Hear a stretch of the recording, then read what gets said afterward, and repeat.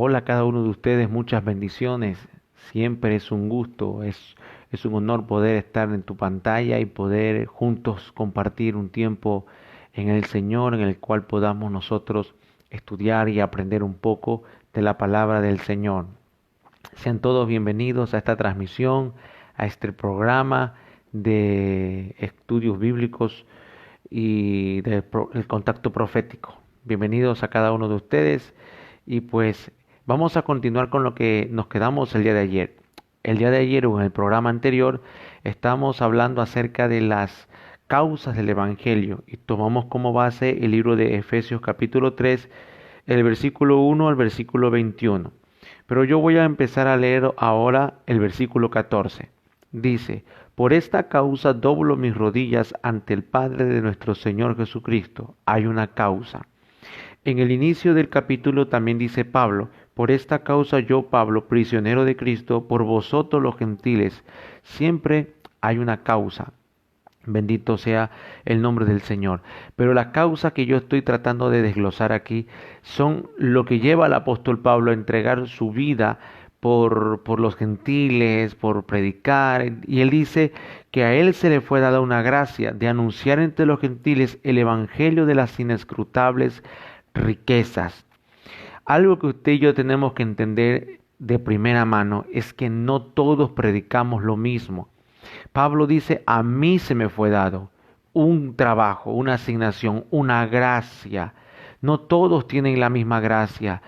En este tiempo que estamos viviendo de pandemia o en este tiempo que estamos pasando de situación de crisis sanitaria, la gente piensa que todos deberíamos de predicar el rapto o que todos deberíamos de predicar de los juicios. Y no es así, cada uno tiene una gracia divina. Si usted tiene la gracia de parte de Dios para hablar de escatología y hablar del rapto, lo puede hacer, porque Dios va a darle gracia a sus palabras y va a hacer que la gente pueda entenderlo, va a hacer que la gente pueda recibirlo y va a hacer que la gente pueda creerlo, recibir la convicción del Espíritu Santo en ese mensaje. ¿Por qué muchos predicadores, maestros de la Biblia, profetas, comunicadores del Evangelio fracasan en el intento? Porque no han descubierto la gracia a la que ellos han sido asignados. Si usted descubre su gracia, la que Dios le dio a usted, su potencial, usted no tendrá problemas por buscar la aprobación de la gente. Usted no tendrá problemas por la identidad. Es que nadie me recibe, es que nadie me escucha, porque usted sabe que ha recibido una gracia y hay gente destinada a alimentarse de esa gracia que usted tiene y usted porta. Pablo está claramente seguro, dice: esta es mi causa. ¿Cuál? Por la gracia que me ha sido dada de anunciar el evangelio de las inescrutables riquezas de Cristo. En realidad al apóstol Pablo se le entrega una asignación un poco más grande. ¿Cuál es esa asignación? Es revelar o enseñarnos a nosotros el evangelio de la gloria de Dios. Recuerde lo que le enseñé el día de ayer. Cristo dijo en el Padre Nuestro, Padre, al final dijo: tuyo es el reino, el poder y la gloria. Estas tres áreas o son tres dimensiones que Jesús revela. Juan el Bautista habló del reino. Cuando usted empieza a hablar del reino, yo le comentaba en el video anterior, cuando usted empieza a vivir el reino, a meterse en el reino de Dios, ¿qué es el reino? Justicia, paz y gozo en el Espíritu Santo. ¿Qué es el reino? Es dedicarle vida al Espíritu más que a lo material. ¿Qué es el reino? Es dedicarme a estresarme en buscar a Dios, si lo puedo decir de esa manera. Dedicarme a afanarme en buscar a Dios, en conocerlo a Dios, porque en conocer al Señor está nuestra vida eterna y está nuestra vida en abundancia. Muchos cristianos todavía no entienden eso y están pendientes en lo que en lo que el deporte dice, en lo que las religiones dicen, en lo que el mundo dice. Están entretenidos, pero tu vida eterna y tu vida en abundancia, porque aunque usted no lo crea, la prosperidad, el éxito, el progreso están escondidos en que usted busque a Dios, en que usted se consagre a Dios. Mientras usted más conoce a Dios, más conoce quién es Jesús, usted va a ser más, digámoslo de esta manera, más bendecido en el espíritu, tendrá más movimiento espiritual y será más bendecido aquí en la tierra. aunque seamos perseguidos, porque la Biblia dice que el que quiere vivir piadosamente sufrirá persecución, pero eso no quita que veremos la bondad de Dios aquí en la tierra, con persecución, con angustia, con sufrimiento, con rechazo. Dios nos va a todos nosotros, los piadosos, dar una vida en abundancia aquí en la tierra. La persecución que nos llega a nosotros no es por causa de las maldades que podamos hacer. Pedro dice, si alguien padece por causa de la justicia, es bienaventurado. Cristo enseña en Mateo 5, bienaventurados sois cuando os persiguen por causa de la justicia. Bienaventurados sois cuando os calumnian, hablan mal de ustedes, mintiendo. ¿Sabes qué significa bienaventurado? Significa dos palabras. En hebreo es la palabra asre, que significa prosperado, pleno, lleno de paz. Y en griego, aplotes, que significa lo mismo, prosperado, lleno de paz, lleno de éxito y prosperidad. Lo que el Señor está diciendo es, siéntete bienaventurado, dichoso, feliz, porque cuando te persiguen, Dios desde los cielos está enviando bendición, prosperidad, paz a tu vida. Lo que está diciendo es, mientras alguien habla mal de ti, indirectamente están orando a favor de que tú seas bendecido y prosperado. Así que no necesitas entrar en una línea de evangelio de positivismo, de evangelio de riqueza o evangelio de empoderamiento mental. Solo necesitas hacer la voluntad de Dios y Dios se encarga de bendecirte de una u otra manera.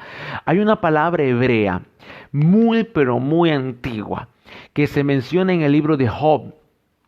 La palabra integridad aparece en nuestros libros latinos en español como Reina Valera o en cualquier versión bíblica.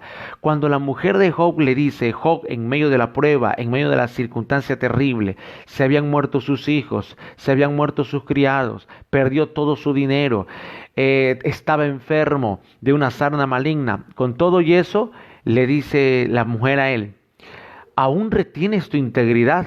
Maldice a tu Dios, le dice, y muérete. Hay una palabra hebrea muy antigua, es la palabra shalom. Aparece en el libro de Job y que quiere que en la parte de integridad donde le dice, aún retienes tu shalom. Imagínense, aún retienes tu shalom. Y shalom significa paz. Aún retienes tu paz. Maldice a Dios y muérete. Hay uno de los secretos del reino de Dios y es la paz. ¿Sabes por qué? Porque la paz atrae la felicidad y la gente feliz es gente próspera. La felicidad atrae la prosperidad, pero la paz atrae la felicidad. Si usted no tiene paz, usted no es feliz. Usted siempre está viendo al vecino, siempre está viendo a su hermano, siempre está viendo a otras personas, siempre usted es inconforme. Las persecuciones que recibimos nosotros, según el libro de Eclesiastés, creo yo, capítulo 4, no recuerdo bien, dice que la excelencia despierta la envidia de mucha gente. Entonces, ¿qué dice el libro de Génesis, creo el capítulo 46, cuando José dice...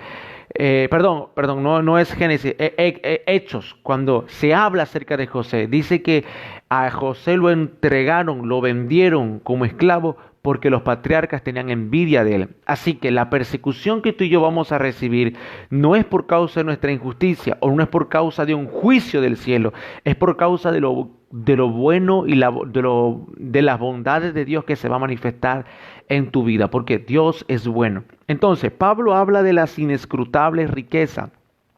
Esa es una gracia que se le fue dada a él. Y en esa gracia él desarrolló el evangelio, desarrolló esa visión que el Señor le dio y pudo desarrollar o revelar, mejor dicho, la doctrina mucho más clara. Yo le hablaba ayer acerca de 14 tipos o 14 adjetivos, es la palabra más correcta, de lo que se menciona como evangelio. El evangelio de Cristo, el evangelio de Dios, mi evangelio, un evangelio diferente, que le dije, el evangelio de vuestra salvación, el evangelio de las inescrutables riquezas, el apresto del evangelio. Hasta ahí me quedé el día de ayer. Todo esto que mencioné lo puede encontrar en el video anterior. Yo quiero seguir avanzando la clase. También Pablo habló acerca de el misterio del evangelio. Revela el misterio del evangelio, el misterio de las buenas noticias. Esto es algo que nosotros tenemos que aprender. ¿Qué le dije que era evangelio? Evangelio significa evangelion en griego y significa portador de buenas noticias, noticias gratas. Dos cosas significa. Número uno, el mensaje tiene que ser correcto, el mensaje tiene que ser una buena noticia y número dos, el mensajero. El mensajero ¿cómo fue que le dije? Tiene que ser bueno, le dije yo, un buen mensajero, esa es la definición. Mensajero de lo bueno. Entonces, el mensajero su mensaje tiene que referirse siempre a lo bueno. Eso se llama evangelio. Entonces, aquí entramos en dos evaluaciones. Evaluamos el mensaje y evaluamos el mensajero. Es lo que mucha gente no sabe aplicarla, esta palabra, ¿cómo lo puedo decir? Difieren o ejecutan mal una interpretación. A veces dicen hay que retener y desechar lo malo cuando escuchan a un predicador. Y eso es falso. No existe ese texto bíblico en la Biblia. La Biblia dice, absteneos de toda especie de mal, refiriéndose a lo malo. Y abajo dice, retened lo bueno. Absteneos de toda especie de mal y retened lo bueno. Es decir, que tenemos que escudriñar los espíritus. Pablo dice que escudriñemos los espíritus. Entonces, cuando habla de el misterio del evangelio, pues obviamente el mensaje puede ser correcto, pero para nosotros es un misterio el fruto del ministro, el fruto del comunicador del evangelio. Entonces, ahí está el filtro de cómo tú puedes demostrar o cómo tú puedes perfilar cuando el mensajero es correcto, por su estilo de vida, por su forma como habla, por su forma como se comporta. Recuerde, todo está escondido en Jesucristo. Todo está escondido en Cristo. ¿Qué significa? Que Él enseñó todo. Él dijo, cuando vayan a predicar el evangelio y entren en una casa, coman todo lo que se les dé. 1. 2. Cuando entren en una casa, digan a la casa, la paz de Dios está con vosotros. Y la paz que está en vosotros reposará en esa casa. Entonces aquí hay señales de un verdadero ministro de Dios. Número 1, tiene la paz de Dios, se siente la paz de Dios. Puede usted tener la cara arrugada, puede usted tener pelo, no tener pelo, ser gordo, flaco, alto, blanco, chino, lo que sea. No puede ser tan agraciado de cara. Pero cuando eres un ministro de Dios, enviado por Dios, se siente la paz, porque la paz te acompaña. Y esa es la primera marca de la presencia de Dios en un ministro y en un cristiano, la paz de Dios. Lo segundo que le dice es que tiene una actitud humilde, que se come todo lo que tiene al frente, que no anda con el perjuicio, yo no como esto porque esta no es mi nación, no como esto porque este no es mi plato favorito. El buen misionero se come todo. No dice, habla de la paz, habla de comerse todo y habla también de no permanecer mucho tiempo en una casa. No andes de casa en casa, dice. Entonces tú vas evaluando a un ministro de Dios de esta manera para que no nos quede el misterio escondido, sino que en este día pueda revelarse o pueda correrse la cortina del misterio. Nunca un ministro de Dios enviado por Dios anda de casa en casa. Jamás anda de casa en casa. Jamás se queda durmiendo hoy 5 días en tu casa, luego 5 días en la otra, estando en una ciudad, estando en una región. Jamás se lo hace. El Señor dice, cuando entres en una ciudad, posa en una casa y quédate en esa casa. No me pregunte por qué, son parte de los protocolos que el Señor dio. Y luego vienen los protocolos sobrenaturales. Si hay enfermo en la casa, ora por ellos, limpien a los leprosos, sanen, anuncien el reino. Entonces hay un protocolo natural para que tú puedas discernir a un ministro de Dios. O que hoy en día todo el mundo se llama ministro de Dios, todo el mundo se cree ministro de Dios, pero no todo el mundo tiene la paz de Dios. No a todo el mundo se le manifiesta la paz de Dios. Entonces, un ministro no es quien carga un mejor reloj, no es quien carga un mejor traje, no es quien tiene una mejor palabra elocuente. No confunda. El evangelio significa 2 cosas: mensaje y mensajero. Noticias gratas y mensajero de lo bueno. Eso aprenda. Llévese eso en su corazón. Porque han salido muchos, dice, muchos en el mundo, dice Juan. Muchos, pero son anticristos. Estaban con nosotros, nosotros, pero no eran de nosotros. Muy bien, sigamos más adelante. Eso es en cuanto al misterio del Evangelio. Se puede agregar muchas cosas más acerca del misterio, el misterio del carácter de Dios, el misterio de la inmutabilidad de Dios. Es extraordinario hablar del misterio del Evangelio porque las buenas noticias operan en misterio. Por ejemplo, hay un misterio explícito y hay un misterio implícito. El misterio explícito es aquello que tú entiendes con las palabras, con las lo entiendes. Edificad sobre la roca que es Cristo, todo lo puedo en Cristo que me fortalece, Jehová es mi pastor, nada me faltará. Son misterios explícitos que tú los puedes entender claramente con ayuda del Espíritu Santo. Pero hay misterios implícitos que no los revela la Biblia abiertamente, pero que Dios nos los da a entender a través de un sufrimiento, a través de una prueba, a través de las aflicciones que pasa nuestra alma y que no las entendemos. Por ejemplo, la muerte de un familiar. La muerte de un familiar, tú no la entiendes, tú no la comprendes y sería un error que tú le preguntes a Dios los por qué, porque Dios es soberano y Dios determina cuándo nacemos y Él determina cuándo partimos de esta tierra. Sería insensato que tú le preguntes a por qué hace algo, por qué se llevó a tal persona. Entonces, entonces ahí en medio de esa aflicción opera un misterio implícito y en medio del luto, porque yo lo acabo de entender por la muerte de mi padre, hace unos 15 días que falleció mi papá, lo acabé de entender porque Dios me habló, hijo, me dijo el Señor, hijo, mientras el dolor va a seguir, el dolor de la partida de un familiar está vivo, herente, por eso uno llora, uno se quiebra y se lamenta, pero llega un momento en que viene la paz, el dolor se va, queda la nostalgia. La nostalgia todavía te hace doler porque recuerdas y se vienen las lágrimas, pero cuando llega la paz de Dios, la nostalgia va a quedar, la nostalgia quedará toda la vida. Pero ¿qué es lo que hace la paz de Dios? Que recuerdes que recuerdes con gratificación, que los recuerdos de tu familiar, de tu ser querido que partió, ahora los recuerdes con paz. Pero si al dolor o a la nostalgia se le agrega la amargura, entonces la paz no puede. Está ahí. Entonces, eso tú lo aprendes con un misterio implícito, el misterio del Evangelio. ¿Cómo? El misterio implícito, le vuelvo a repetir, cuando pasas un proceso que no entendemos. Como Job dice, hablaba cosas que no entendía, cosas demasiado maravillosas para mí. De oídas te había oído, pero ahora mis ojos te ven.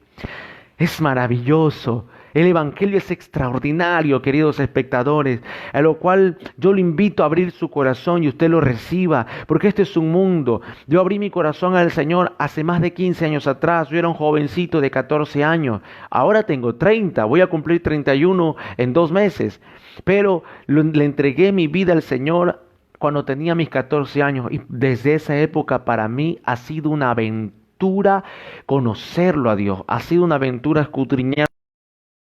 Día tras día leo continuamente, es mi pasión es conocer las Sagradas Escrituras por conocerlo a Dios. Amo conocer al Señor, deseo conocerlo mucho más a Él. Entonces, seguimos hablando. Pablo también habló acerca del progreso del Evangelio. Esa es una palabra también extraordinaria, el progreso del Evangelio. Es válido desarrollar un sistema estadístico en el cual uno puede evaluar cómo va progresando el Evangelio en el corazón de las personas a quienes uno les está enseñando y les está predicando. Mi interés, mi deseo es que en todas las clases que ya les he estado dando a ustedes todos estos días, me hagan preguntas. Tiene que haber incógnitas porque necesito saber de la enseñanza que les estoy dando. Pablo estaba preocupado por el progreso del Evangelio. Un día Jesús da una parábola y dice, Señor, dice, el padre de familia le dijo al hijo, corta la higuera porque no produce fruto y está mal usando la tierra. 3 años he esperado que dé fruto y no da fruto. Y el hijo dice, dame un poco de tiempo, déjame cavar, déjame abonar y déjame darle un tiempo más para ver el progreso de la planta o de la higuera. Si no produce fruto, entonces será cortado. Todos los cristianos somos probados. Todos los llamados hijos de Dios somos probados. El profeta Juan el Bautista dice, el hacha está puesta a la raíz de los árboles. El hacha está puesta. Y el hecho de que el hacha esté puesta a la raíz de los árboles no significa que el juicio de Dios nos está respirando en el oído. No, no, no, no. Significa lo que Hebreos capítulo 12 dice. Sirvámosles a Dios con temor y reverencia.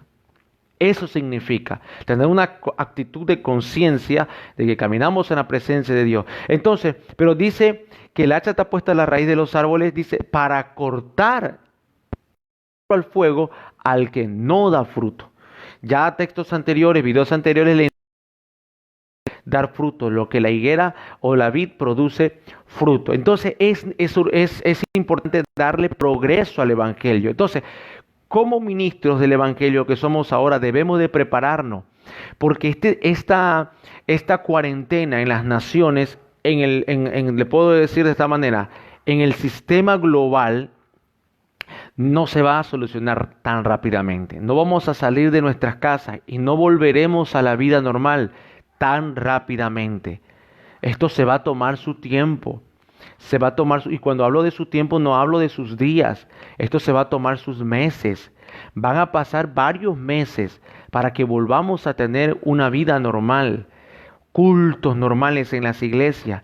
Va a pasar varios meses, pero hasta que eso pase, Dios ha bendecido y ungido estas plataformas digitales para que podamos llegar a los hogares. Mucha gente nunca se imaginó entrar a una iglesia evangélica, pero ahora, a través de los live stream, a través de los videos, podemos llegar hasta los hogares. Quizás usted está en este momento acostado en su cama, en su sillón, viene una televisión o algo, y ahí está viendo su teléfono de pronto, escuchando, o ha puesto su teléfono en su mesa de dormir, y quizás no me está viendo, pero me está escuchando. Y entonces nos hemos metido a las casas, dando la palabra y enseñando la Biblia desde un punto de vista que lo necesitamos. Entonces, si no desarrollamos un plan estratégico del progreso del evangelio, vamos a perder todas estas cosechas de almas que estamos teniendo, porque créalo o no, quiéralo o no, estamos despertando un interés por la paz que estamos brindándole a la gente.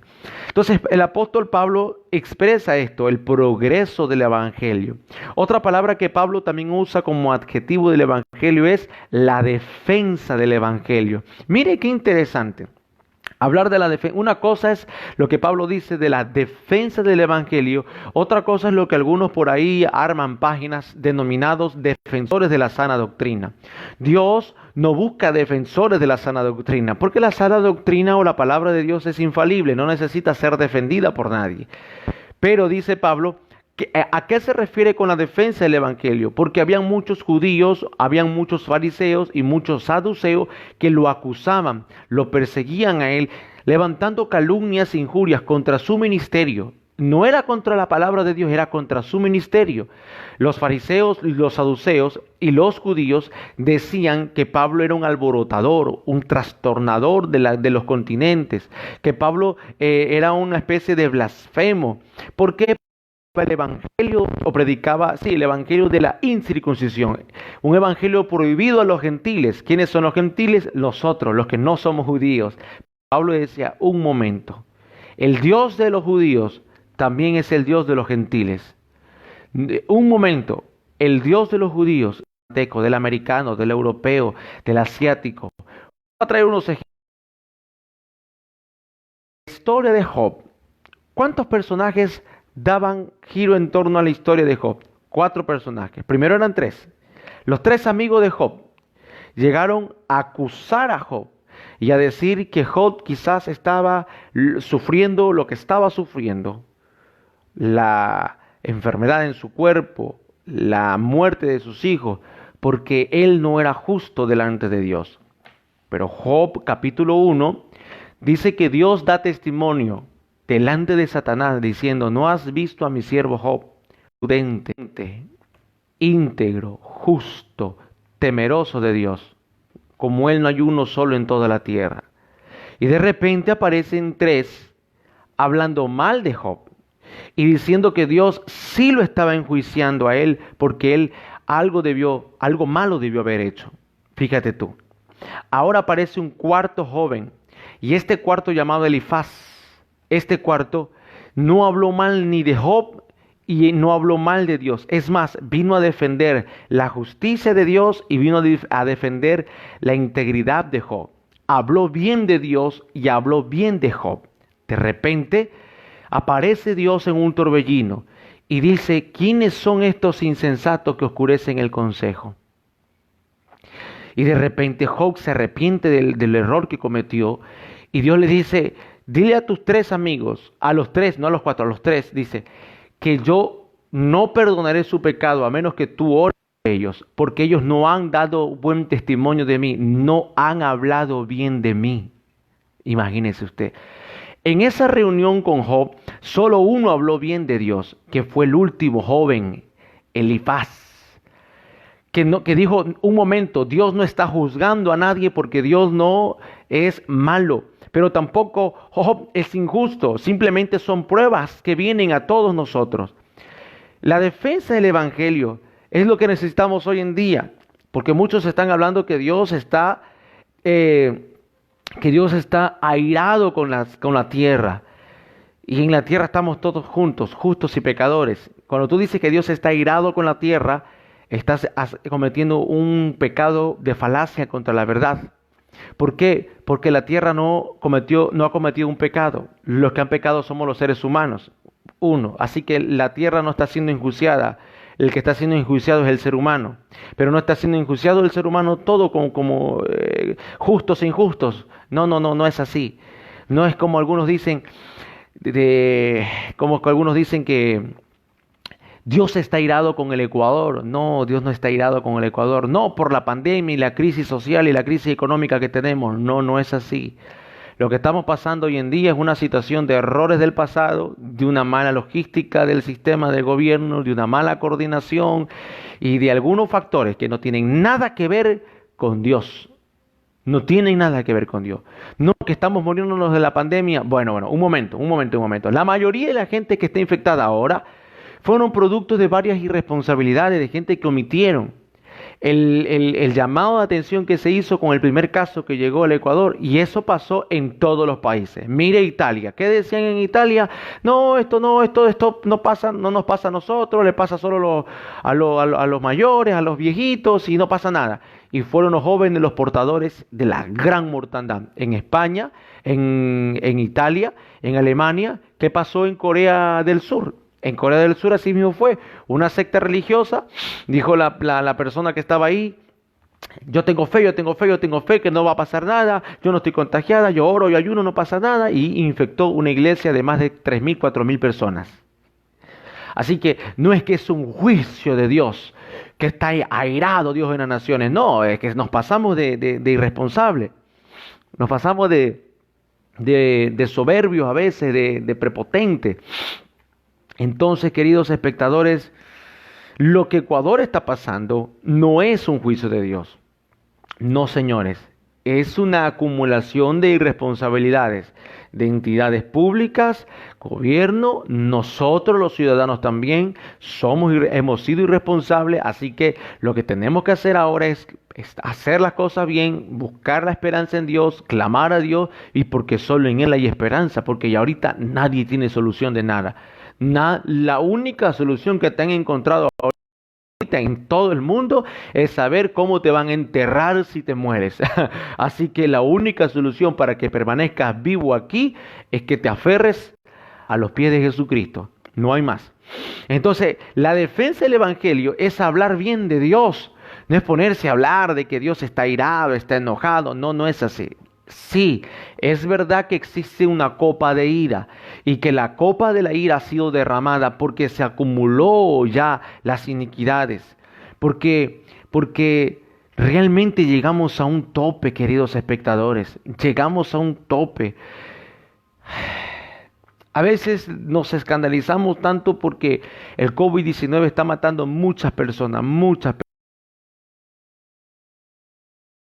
sicariato, narcotráfico, trata de blanca. ¿Qué de tantos niños que están muriendo por abuso infantil, aborto? ¿Qué de muchas mujeres que están muriendo por femicidio? ¿Qué de muchas personas que están muriendo por secuestro en los distintos países por el tema del narcotráfico, contrabando? Segunda de Timoteo capítulo 4 dice que el carácter de los hombres en los días postreros habrá seremos implacables, seremos desleales, homicidas, habrá mucha maldad. A esto se le agrega también el tema de la perversión sexual muy fuerte, donde ya no nos saciamos solamente con el tema del homosexualismo, como Romanos capítulo 1 lo dice. Dice, se encendieron en su lascivia unos con otros. Ya no es el tema del homosexualismo, sino que hay un rompimiento de límites donde la pedofilia se la quiere legalizar, donde se legaliza el bestialismo o la zoofilia, donde por lo menos en Canadá ya te permiten que tú te cases con tus animales domésticos. En ciertas regiones en Europa están permitiendo que te puedas casar con menores de edad. La pedofilia al flor de piel. Entonces, la copa de la indignación, de la iniquidad de Dios, porque así como suben las oraciones de los santos, también sube el clamor del pecado y se llena la copa. Y creo que la copa de la ira de Dios en este sentido se empezó a rebosar, no porque Dios quiera mandar ir a la tierra, sino porque nosotros mismos le hemos provocado. Jeremías capítulo 2 lo dice, tu propia maldad te castigará. Entonces, imagínense, las cosas que conocemos, el matrimonio igualitario, los temas de los abortos, los temas de las marchas feministas, que no son mujeres pidiendo derechos, son mujeres sin moral, que salen sin blusas, sin sostén, desnudas en las calles, para reclamar una igualdad de género contra un patriarcado que tienen ellas en su cabeza, en su mente, porque el patriarcado está en su cabeza nomás. Tienen un problema que se sacian de pedir el tema del aborto. Y bueno, no pidas más. En diciembre hicieron un film donde volvieron a Jesús homosexual, donde hicieron de la Virgen María una prostituta, de sus santos 12 apóstoles en unos borrachos de cantina. ¿No? ¿Qué puedes esperar? Si las producciones de Hollywood, las producciones de Netflix, las producciones discográficas, que todo gira en torno a ofender a Dios, hacer programas. No quiero tocar los programas de lesbo homosexualismo, pero sí los programas donde se ofende a Dios. En mes de febrero que fue el carnaval, ¿no se acuerdan las blasfemias que hubieron tanto en Brasil? En Brasil, no me recuerdo si es Colombia, en distintos lugares de aquí de Sudamérica. ¿Qué hicieron? ¿Qué se hizo en España? El desfile donde sacaban un monigote figurando a Satanás, donde lo adoraban a Satanás, adoraban al espíritu, al dios del aborto, y donde también sacaban a desfilar a una tipología de Cristo crucificado, como de mofa, de burla. ¿Qué podemos esperar? Todo esto llegó al trono de Dios. Todo esto llegó a la presencia de Dios. Y aunque Dios no lo quiera, porque Dios no quiere, Ezequiel capítulo 18, no quiere la muerte del impío, no quiere que el alma del impío perezca. Primera de Corintios dice, quiere Dios la conversión de todas las personas. Dios quiere que las almas se conviertan. Según de Corintios capítulo 4 dice, el evangelio está encubierto entre los que se pierden, porque el Dios de este siglo cegó el entendimiento. Pero dice la Biblia que Dios quiere que tú veas las bondades del Evangelio de Dios. Entonces, la defensa del Evangelio es esa. Yo me pongo aquí en defensa del Evangelio. No trato de defenderlo a Dios, pero me voy a parar aquí en este medio porque no tengo otro para hablar bien del Señor, porque Dios es bueno. Dios no es un viejo esquizofrénico, porque algunos dicen, Dios es amor, pero Él es fuego consumidor. Mentirosos, ignorantes de la palabra. No es así. Él es amor. Su carácter es de amor inagotable. Lo dice Efesios capítulo.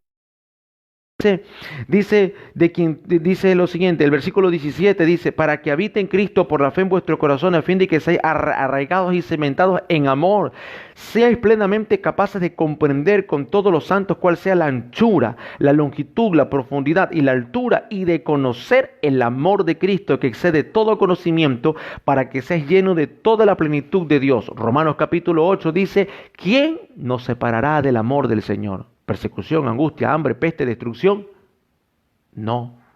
¿Quién nos separará del amor de Cristo?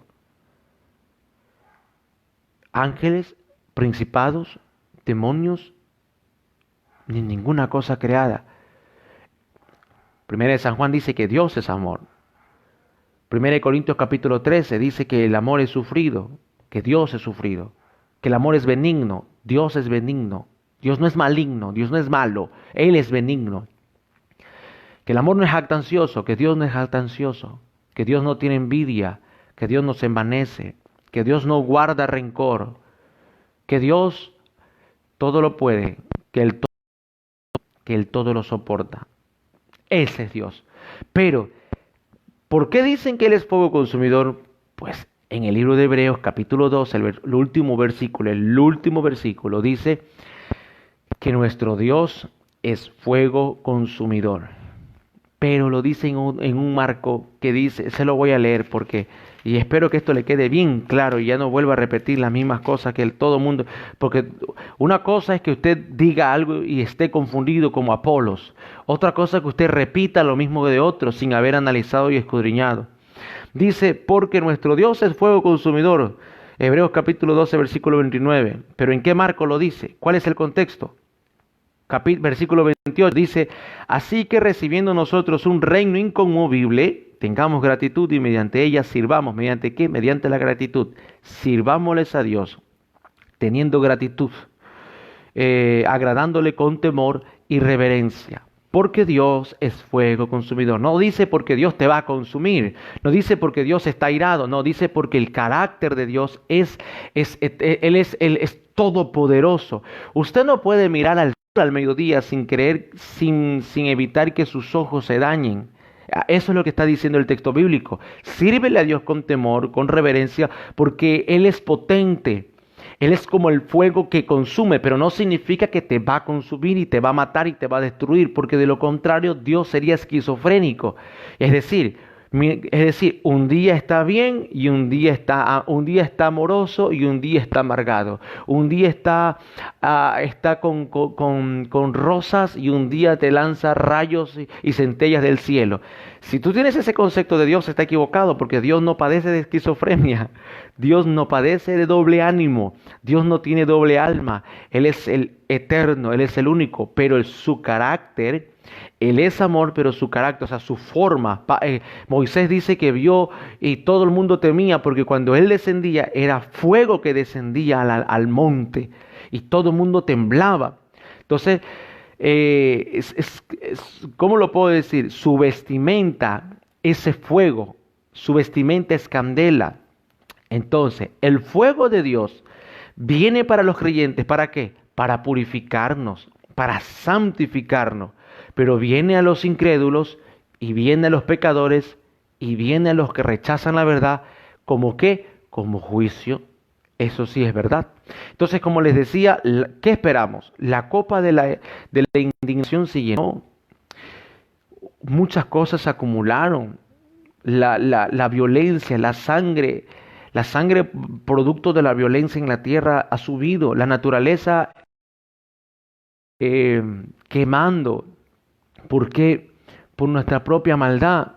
Porque unos creen que son incendios forestales, pero en realidad yo lo que creo es que son incendios provocados por empresas privadas que buscan desarraigar completamente las selvas amazónicas y los paraísos para poner ahí condominios y grandes empresas y capitalismo. Y por eso Dios toca con esta enfermedad mucho el dinero. Mucho el dinero.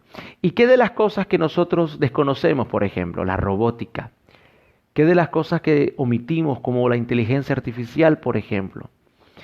Son cosas que ofenden a Dios, porque el hombre quiere ser Dios, dándole al metal, como lo dice Daniel capítulo 4. Había una estatua, dice, la cabeza de oro, las extremidades de bronce, las piernas de hierro y los pies de hierro con barro fundido. Esto dice, hierro con barro fundido, naturaleza metálica con barro, naturaleza humana. Entonces, como que le hemos estado escupiendo un poco a la cara a Dios científico, la ciencia, al tratar de desarrollar gente con inteligencia artificial. Ya ustedes ya han de ver los robots que han salido ahora. El robot Sofía, por ejemplo, es un robot casi que humano. Ya tiene la capacidad de poder tomar decisiones.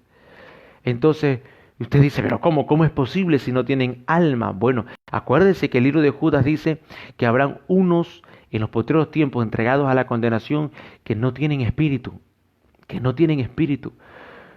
Lo que se quiere hacer